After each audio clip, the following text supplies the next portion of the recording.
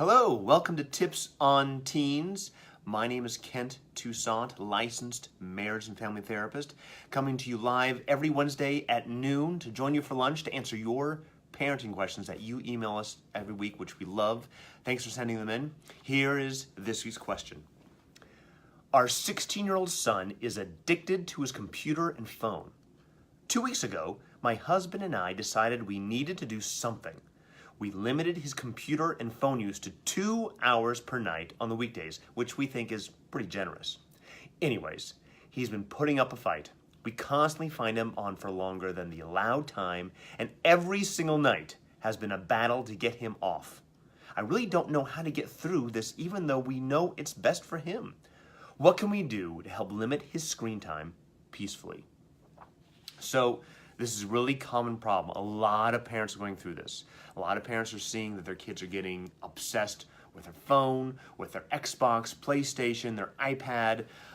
It is designed to do that. It is designed to access all the pleasure centers of your brain to make you keep wanting to play more or go on to social media to find out where your friends are, what's going on.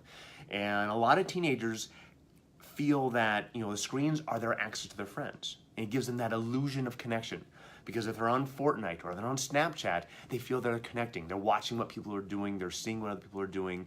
They're able to get high scores. So it's this sense of affirmament, validation. That's what I'm looking for. It's the sense of validation that they're maybe not getting in the real world, or at least the illusion of validation. So it's really hard for them to give this up. It's hard for adults to give up their screens. Right now, you're on the screen right now watching me. I don't suggest you turn off right now because I have really important information. But do you limit yourself? And so with this family right now, they're limiting this kid to 2 hours a night. Are you also limiting yourself to the same 2 hours? Because if you're limiting him 2 hours, but then you're there on your iPad, that's hypocrisy, and he'll see through it, and it will drive his fight further and further. Now, many of you may be saying, I'm an adult, I can handle it. And you may be right, but it's still, you need to walk the walk if you're gonna talk the talk. If you want him to limit 2 hours, then you've got to set the same standard for yourself. Otherwise, it'll never fly.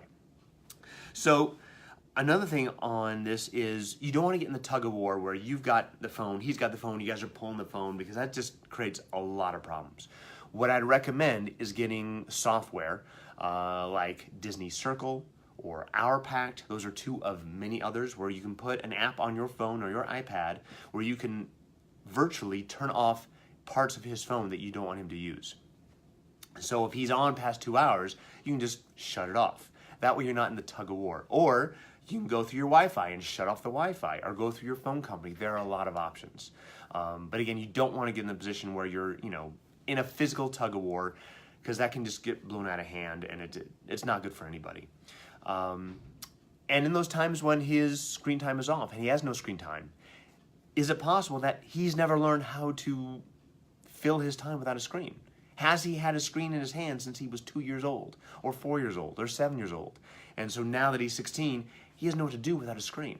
So that means you need to step in and help him. And he's going to resist this at first, but find things to do.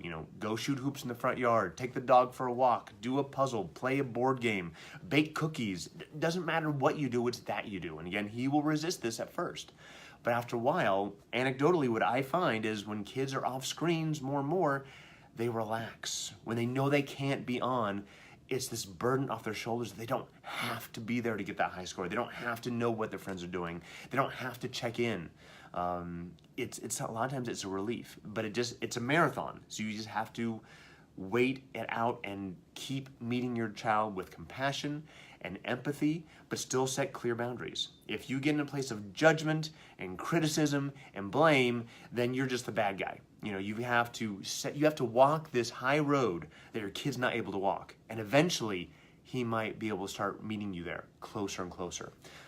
Nothing about this is easy, but I encourage you to not give up. I think boundaries for kids with screens is important because it can get in the way of so many things. It gets in the way of self-reflection. It gets in the way of the ability to understand who you are and what you want to be. It can create a lot of anxiety. So, set boundaries, whatever you think are the boundaries that you feel are appropriate and that you can enforce. Don't set boundaries that you can't enforce. It just makes things worse. Anyways, we could talk for hours about this. This is a really deep topic, but I want to make sure you go back to your lunch and enjoy your salad. Anyways, if you have more questions, please email us at tipsonteens@teentherapycenter.com, or you can message us right here on Facebook or Twitter or Instagram, any other of the wonderful social media outlets that you have and then I have too. And if you have more questions, you can always call me here at Teen Therapy Center. We'd love to hear from you. Thanks again, and I'll see you next week at 12 o'clock. Bye-bye.